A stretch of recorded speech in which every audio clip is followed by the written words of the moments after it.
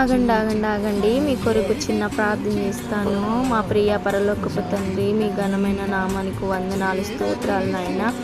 అయ్యా, ఎవరు ప్రభా, నేను ఒంటరినైనా చింతిస్తున్నారు, నాకు ఎవరూ లేరని, ఒంటరి జీవితం నాకు ఉందని బాధపడుతున్నారు ప్రభా.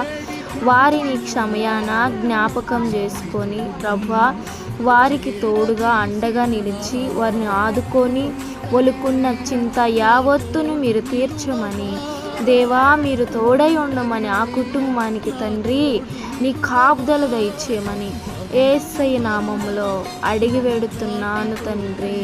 ఆమేన్ ఆమేన్. మీ కొరకు చిన్న మాటలు చెప్తాను. మనల్ని ఎవరు చూడలేదనుకుంటాం, కానీ యేసుక్రీస్తు మనను చూస్తున్నాడు.